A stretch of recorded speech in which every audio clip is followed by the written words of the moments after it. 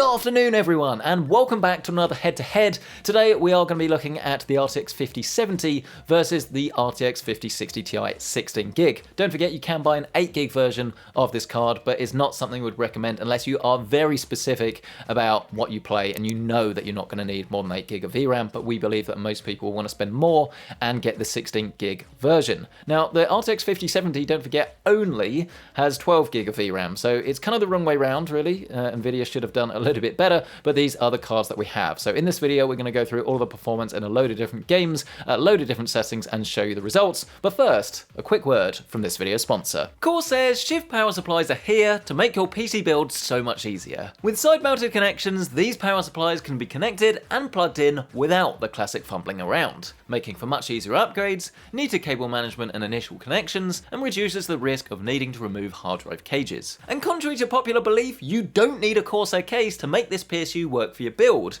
as I've created PCs in both the Fractal Pop Air Mini and Fantex NV5, both adopting a Shift power supply. Learn more about what Shift PSUs can do for you today with a link down below. So yes, the way that this is going to work is pretty straightforward. We're going to walk you through all of the different settings. So here we've got Ratchet and Clank. We're running this in the very high preset, and all of these games where applicable are going to be using DLSS set to quality. If you want an even higher frame rate, you could turn this down to balanced or even performance, or if you want even higher visual fidelity, obviously you could turn this off entirely, but your frame rate then will lower. I think this is probably the most real world way to play, and ultimately the way I would choose to play it. Maybe DLSS balance, but it's entirely up to you. Now, jumping straight into the gameplay, you can obviously see that there is a significant difference between the two graphics cards. I mean, it's not like we're talking 5 or 10 FPS here. There's definitely a noticeable difference, assuming that you do actually have a high refresh rate 1440p monitor that would actually allow you to see and ultimately feel the difference between these two GPUs. And this is the thing that you've got to think about. It's not just about the card with the most performance, because obviously in most cases that is going to be the 5070, but do you actually need that extra performance? It's something I'm going to be talking about as this video progresses. Moving on to Marvel's Spider-Man Miles Morales, and here we're also using the very high preset. Ray tracing is disabled here, but obviously you could turn this on for even better visual fidelity, but your frame rate would drop. And this is another title where again you can definitely notice a difference. Now we are using this with a 9800 X3D CPU. You're probably not going to be pairing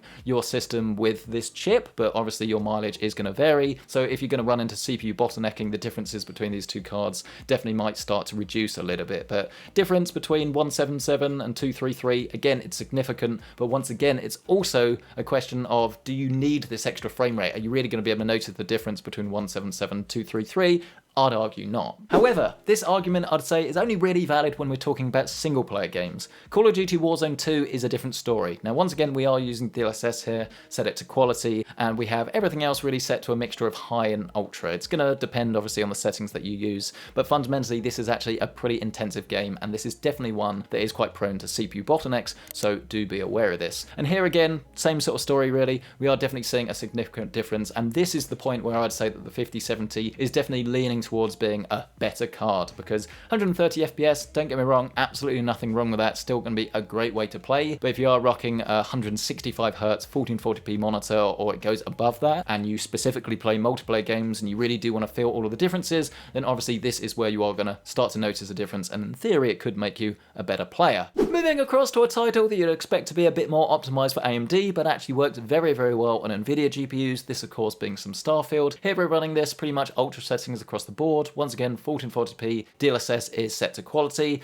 and this is a game that I did enjoy, but I didn't really get into enough to get all the way through, unfortunately. But you can see that actually in terms of the differences between the two cards, it's not quite a big jump here as we saw on some of the other games, but a lot of this is just down to the fact that you are getting a lower FPS in the first place. I mean, both of these are still going to be great. It is a slower paced game, but obviously being an FPS, I'd definitely rather play this on the 5070, but it's not something I would particularly worry about, and VRAM usage is great on both of these cards, so you've not got to worry there. Horizon Forbidden West is up next though, and this is a game that I invested a lot of time on the PlayStation 5, but still haven't properly got round to when it comes to PC. This is another one where, you guessed it, we're running this with DLSS quality at very high settings, and obviously it should be noted that if you want even higher frame rates and you don't want to adjust DLSS, you can turn the other settings down, and in theory you should get a high FPS as long as you are not limited by something like VRAM or CPU. Very similar story to Starfield, around about 40 FPS jump, just under, between these two GPUs. GPUs, but if you're going to be playing with a controller, you're probably not going to notice a massive difference anyway. But obviously, as future titles come out,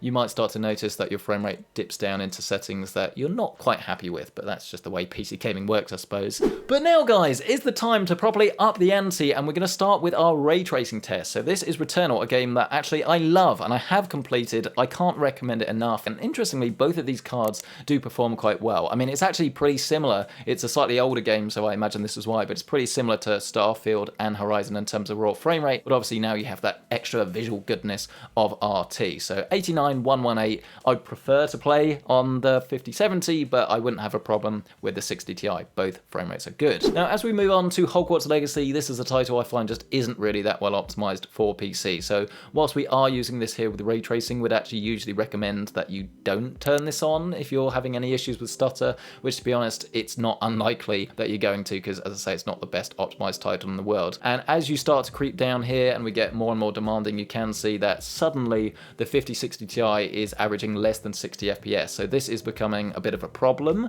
This is the sort of title where the 5070 may well be a better bet for you because it's getting a raw frame rate increase. But obviously you could just turn the DLSS down, or as we recommend, just turn the ray tracing off. And again, you have a great experience on both GPUs. But did someone say ray tracing? I think Cyberpunk has overheard us. And obviously this is a game that looks fantastic. It is pretty well optimized for Nvidia. I noticed actually that this is not using a great deal of VRAM. I mean, 10 gig on the 5060 Ti 16 gig, but slightly below 10 on the 5070, so it's not actually a worry on either of these cards. But remember, if you run Indiana Jones, it is going to, so 12 gigabyte is fine, but it's not really what they should have put on this GPU. But you can see at these settings, neither of them is exactly setting the world on fire, and I would definitely go for more optimized settings. This having DLSS transformer, probably setting DLSS to balanced, or maybe even performance if you did want to turn ray tracing on. So they're capable, but this is really where the 16 gigabyte version of the 5060 Ti is no longer sufficient really for these levels of settings.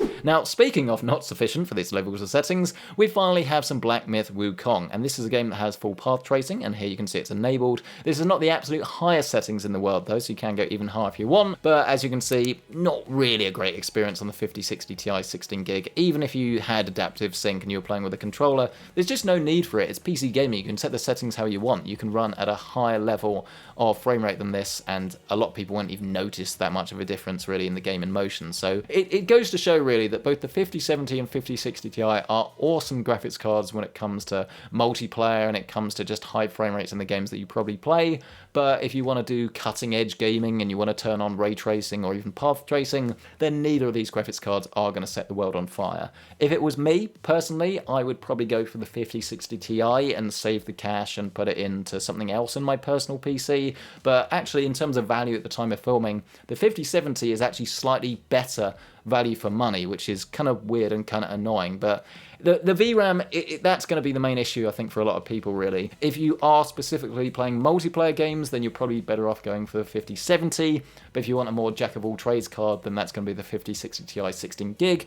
But as you've seen, you don't actually have enough horsepower to fully turn on all of the ray trace settings to take advantage of it in a lot of titles anyway. So there's not a right or wrong option, but I would say for multiplayer, 5070 is going to be the better option, but the 5060 Ti 16 gig is still going to be very, very strong. So pick your poison, really. But I hope this video has been helpful though. If it has, smash the like button and get yourself subscribed. And if you do want to check out current pricing on any of the graphics cards that we've featured in this video, including some of its competition, then as always, you can find that listed down below with our affiliate links. And while you're down there, why not shift your perspective with Corsair's power supplies? Not only are the connections on the side of the PSU, but all Shift power supplies come with the latest Type 5 microfit connections, a 12-volt high-powered GPU cable, and a whopping 10-year warranty. They're rated Cybernetics Gold for efficiency, and get the Whisper Quiet A rating for noise, in addition to a totally silent zero fan mode when running at lower load levels. Learn what Corsair Shift power supplies can do for you today with a link down below.